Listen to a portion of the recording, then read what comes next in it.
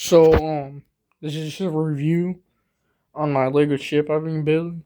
This project, like, if I was like consistently building instead of the amount of days I took off building it, it took me like 2 weeks to build. Um, if I like didn't skip a day and I worked on it for like about 3 hours, 4 hours. Um, Honestly, I'm pretty proud of it. My goal with this is not just to make it, like a model, but to make it actually float. It's like literally like an inch under 5 feet, and it's built to be durable. I don't know about the smokestack; it might wobble off. There's also a Lego guy up there making that sound. It's built to be pretty durable, withstand waves. It's I tested a buoyancy. I have a buoyancy test video without all the stuff on it, and it wasn't complete at the time. This isn't fully complete, but it's pretty darn close. Now, there will be some things that I don't like about it, like the mix match colors, but I couldn't really do anything about that. I couldn't find everything to match color. I just did majority of it. And honestly, I'm happy with this one right here.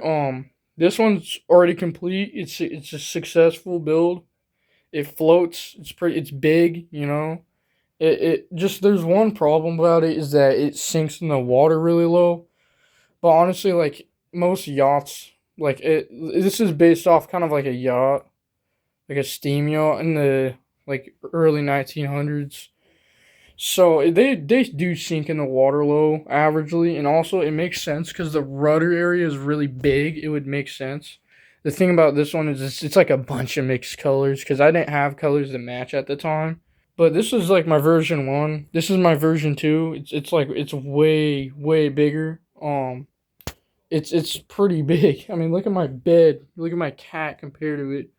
He's a big cat too. And he's tiny compared to this thing. Now, I'm not going to do a floating test today because honestly, it doesn't fit in my bathtub. It's too big. And outside, I do have a inflatable pool, but it is too cold and too late for setting it up, so I have to wait on testing it out. I'm also not done with the buoyancy and the weights on the bottom of it because I just have one empty milk jug inside of here that I will open this up and show you on a different video. This is just kind of like a review, because I've been posting some videos about this, but it wasn't complete till now. Now, there's a few things that I still kind of want to figure out, like this spacing where the bridge is. It's really close.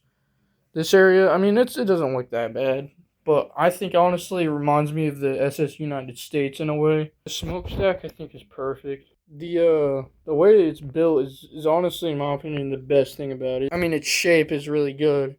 Like it's really it really looks like a steamship. Like if anyone saw this, they would probably think it's a steamship. Clearly that was the goal. Now I don't. Maybe this could be a older passenger steamship, or I don't know, a cargo steamship. I don't really know yet.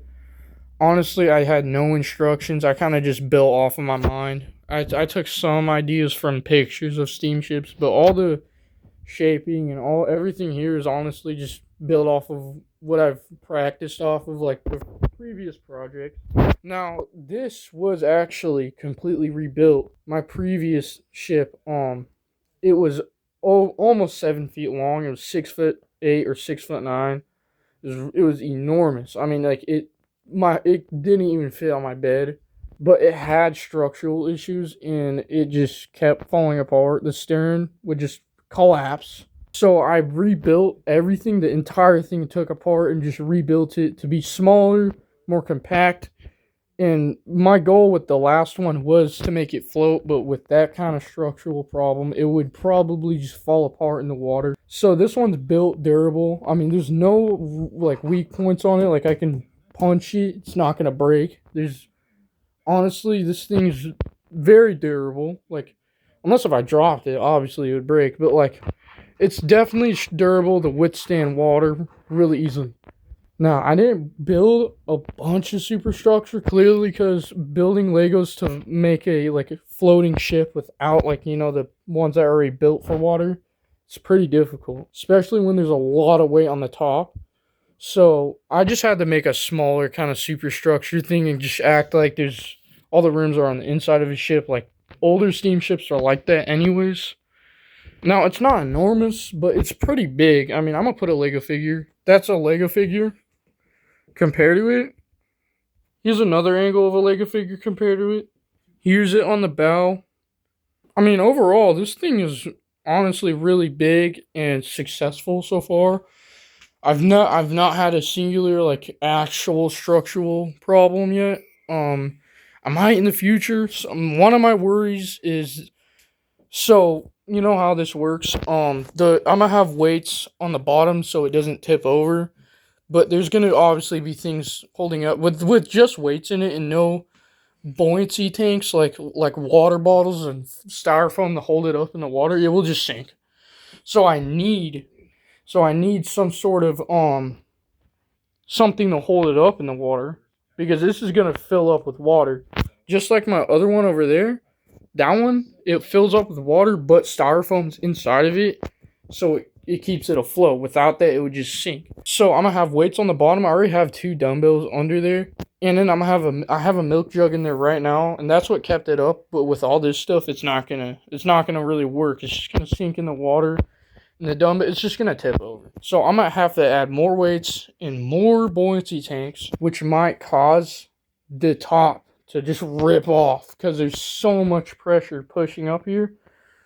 Now, that didn't happen with that, and there's an enormous amount of pressure in that one. That one is just really small and compact.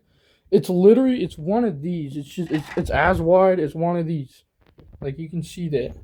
So it's really easy to make it compact and very durable, but not with this one. I had to make it wider, so there's more weak points, and that's what I'm worried about. Also, if the weights break through the keel, if they break through the bottom, it's just gonna tip right over, and there's gonna be lost Legos. But obviously, I'm not gonna test it in a lake. I'm gonna first do it in a pool, so if that happens, I can retrieve all my Legos and just rebuild and figure out better ways to make this strong.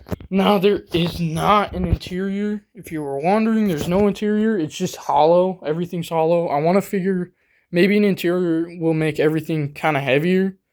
That's one of my worries. So I'm not going to focus on that till I get this actually afloat. Now, if you're asking, will it be on the red line? Will the water level be right here? I honestly doubt that. I think it's going to be more up here. So it's still going to be pretty high out of the water.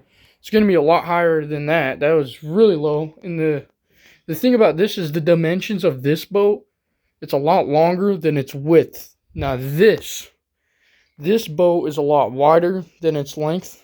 So it's going to be less top heavy, which is going to require less weights on the bottom. Now, by the way, the inspiration of the body style, it was kind of a Liberty ship look, but obviously they're known for being trash boats or ships.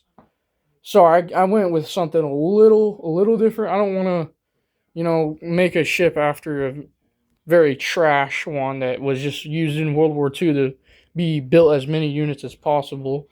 I made something unique, something that's probably never existed. I mean, obviously, this is all my imagination.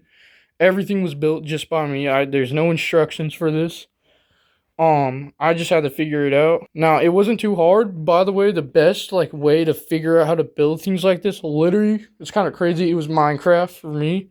It's like instructions. You go on Minecraft, you build things that are like this. It literally helps you. Also, I used models, like little 3D printed models. I kind of followed the shape, and I used the sharpness of the stern. That's something that you make when you make these, is you make this really sharp, almost as sharp as the bow, and then you go up. That makes the stern look. That's been the most difficult thing. Yeah, the bow it's never really been a problem besides those ugly colors right there. Can't really do anything about it. The stern, it's looked good, but it has had structural issues. Now I think this will conclude the video. I was just trying to review it. I'm gonna eventually put it in the water.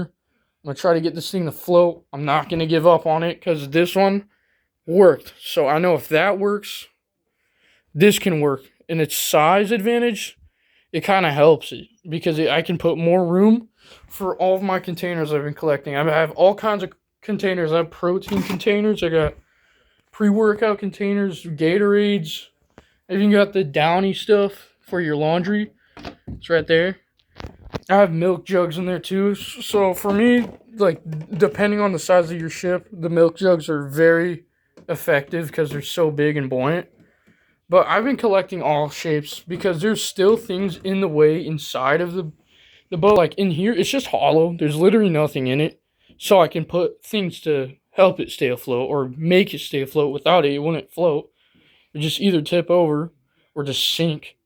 So this is going to be probably the most difficult project. I mean, obviously, it's the largest. The last one I had to give up on because it just kept falling apart. It's not worth wasting my time on that. So I decided to make this. This one, in my opinion, looks way better anyways. And even though it's a lot smaller, I think this one's gonna float a lot better. But I'm gonna end the video here.